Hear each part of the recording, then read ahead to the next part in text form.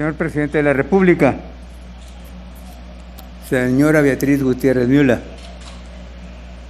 señor Gobernador del Estado de Coahuila, honorables miembros del Presidium, señoras y señores. Le agradezco, señor Presidente, la oportunidad que me brinda para que sea mi persona, a nombre del Gobierno mexicano, el encargado de exponer las razones y los principios que nos obligan, como una nación que se reconoce en la historia, a pedir perdón por los agravios cometidos contra la comunidad china residente en México en las primeras 3 décadas del siglo XX, muy especialmente al conmemorarse 110 años de los ataques ocurridos en esta ciudad de Torreón. La memoria histórica de una nación y de un pueblo es nuestra mejor herramienta contra el olvido. Recordar, comprender, perdonar, 3 grandes verbos de nuestra lengua que nos reúnen esta mañana. Si ha sido legítimo exigir disculpas de aquellos que nos han agredido y ultrajado en el pasado, es justo reconocer a aquellos pueblos a los que hemos ofendido e injuriado años atrás, como las comunidades mayas y yaquis o los migrantes chinos, a quienes dañamos desde una idea equivocada de nuestro nacionalismo. La historia de las relaciones entre México y la República Popular China en los últimos 50 años ya nos ha reconciliado en muchos sentidos, pero es preciso voltear la mirada y aprender las lecciones de lo ocurrido el 15 de mayo de 1911 a fin de que nunca más vuelva a repetirse.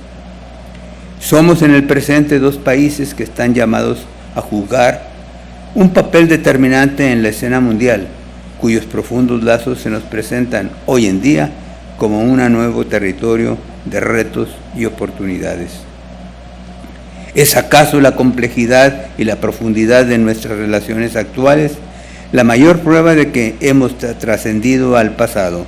Hemos construido un nuevo horizonte para impulsar las relaciones entre México y China desde la amistad, el mutuo entendimiento y la cooperación. De cara a los objetivos de la Agenda 2030 para el desarrollo sostenible, México y China tenemos un horizonte abierto de coincidencias y oportunidades a partir de una serie de principios rectores que nos son afines. La paz internacional con justicia y equidad, el combate a la pobreza, el comercio justo entre las naciones, la lucha contra el cambio climático, el trato digno a los migrantes forman parte de esa agenda bilateral en la que nos reconocemos como 2 naciones que aspiran al mismo futuro compartido. Si usted me lo permite, señor presidente, ahora hablaré con esa otra identidad que tengo, como el 5º hijo de un emigrante chino que llegó a México precisamente en 1911 en busca de nuevos horizontes y sueños de una nueva patria.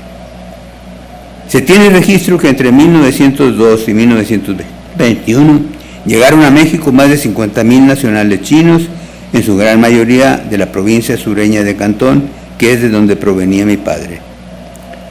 Conforme ahorraron y prosperaron, abrieron sus propios negocios e invirtieron en empresas de transporte colectivo como las tranvías eléctricos de Torreón, entre muchas otras actividades, hasta consolidarse como una comunidad que contribuía al desarrollo económico del país.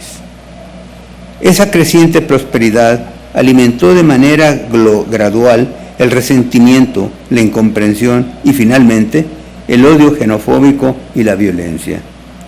La matanza del 15 de mayo de 1911 en la ciudad de Torreón fue el más grave, pero no el único acto de violencia racista y discriminatoria que se prolongaría hasta la década de los años 1930. Hubo otros actos de persecución y violencia en el norte y el noroeste del país.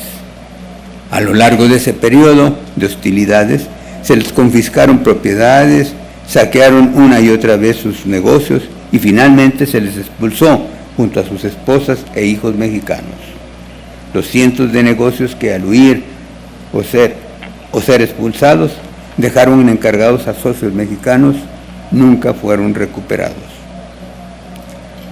La historia de mi padre y de mi familia y mi propia historia como diplomático mexicano del servicio exterior, por lo cual tuve el privilegio de representar a nuestro país como embajador ante la República Popular China, son el resultado de ese cruce histórico y cultural entre México y China en el arranque del siglo XX. Tras la persecución, los pocos chinos que lograron permanecer en México se dispersaron en pequeñas poblaciones. Ese fue el caso de mi padre, Juan Leifón, y de mi madre, Rafaela López Trejo, que se casaron en 1932, lograron establecerse y empezar una nueva vida en Tayoltita, un pueblo minero escondido en la Sierra de Durango. 23 años después, concluido el capítulo de Tayoltita, en 1955, mi padre y toda la familia nos establecimos en Culiacán, Sinaloa, para abrir un nuevo negocio que a la vuelta de los años y de las décadas se convertiría en la principal cadena de tiendas de autoservicio del noroeste del país, la Casa Ley. En esos años, mi padre se dio el tiempo para cultivar una de sus grandes pasiones, el béisbol.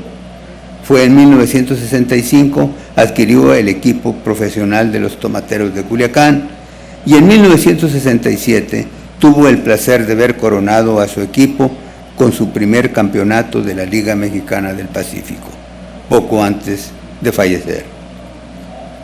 La expansión y la diversificación del negocio que fundó mi padre llegan hasta nuestros días. Somos parte de la historia económica del noroeste mexicano. Somos parte de una historia que nos recuerda el potencial del diálogo histórico entre México y China y la generosidad del pueblo mexicano. Mis padres fundaron una familia chino-mexicana que hoy llega a la 5ª generación. Amamos a México, trabajamos por él.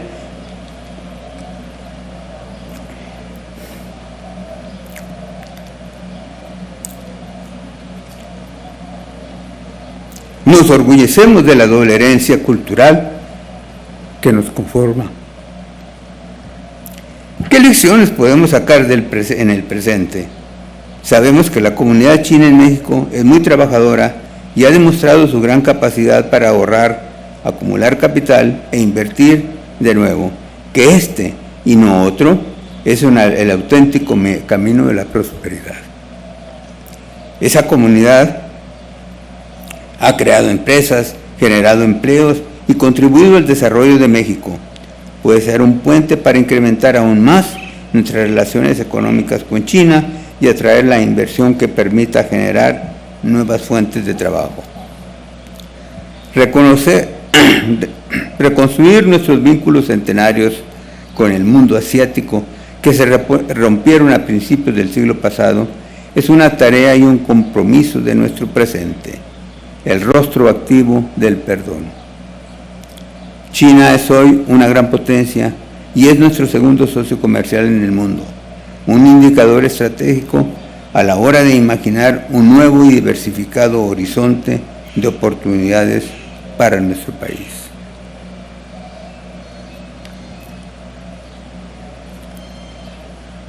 Por todo lo anterior, señor presidente, de conformidad a los lineamientos de su gobierno, con el gran honor que usted me ha conferido, hoy, en nombre del Estado mexicano, le pedimos perdón.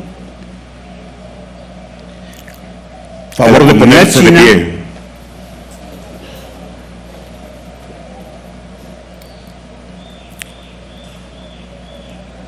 Hoy, en nombre del Estado mexicano, le pedimos perdón a la comunidad china en México por los agravios cometidos en su contra a lo largo de nuestra historia.